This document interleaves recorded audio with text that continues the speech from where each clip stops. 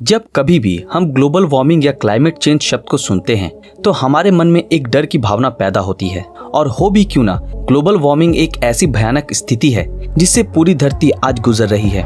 ऐसा नहीं कि सिर्फ हम इंसान ही इस ग्लोबल वार्मिंग से परेशान हैं, बल्कि धरती पर रह रहे हर छोटे बड़े जीव और पेड़ पौधे भी इसके चपेट में हैं।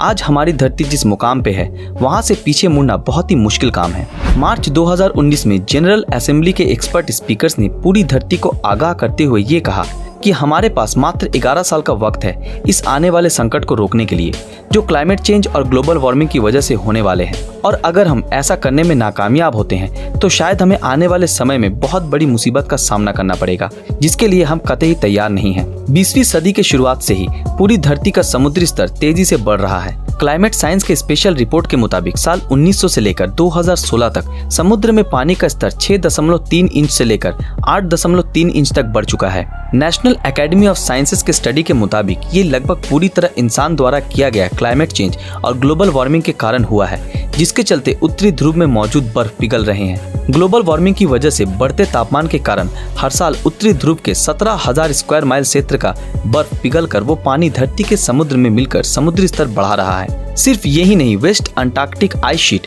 जिसे WAIS के नाम से भी जाना जाता है, जिसमें 3 बड़े ग्लेशियर्स मौजूद हैं जो ग्लोबल वार्मिंग के चलते बड़ी तेजी से पिघल रहे हैं। इन तीनों ग्लेशियर से पिघल कर ये पानी हर साल 0.0094 इंचेस पूरी धरती के समुद्र का स्तर बढ़ा रहा है। एक रिसर्च में ये पाया गया है कि ये WAIS में मौजूद ग्लेशियर्स आने वाले 100 सालों में पूरी तरह से पिघल कर गायब हो जाएंगे। लेकिन अगर धरती ऐसे ही गर्म होती रही और ग्लोबल वार्मिंग का रेट अगर ऐसे ही बढ़ता रहा तो इस WAIS को पूरी तरह पिघलने में मात्र 300 सालों का वक्त लगेगा। ग्रीनलैंड के आइस शीट का भी कुछ ऐसा ही भयानक हाल है। जेम्स हैंसेन, जो कि अमेरिका के एक सहायक प्रोफेसर और climate science awareness and solution के डायरेक्टर हैं, उनके मुताबिक साल 2100 तक ग्रीनलैंड के आइस शीट पूरी तरह से पिघल जाएंगे, और जिस वजह से पूरी धरती के पानी का स्तर लगभग 23 फीट तक बढ़ जाएगा, जिस वजह से 10 मिलियन से भी ज्यादा लोग प्रभावित होंगे।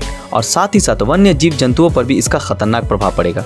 जो लोग समुद्री तटों पर और द्वीपों पर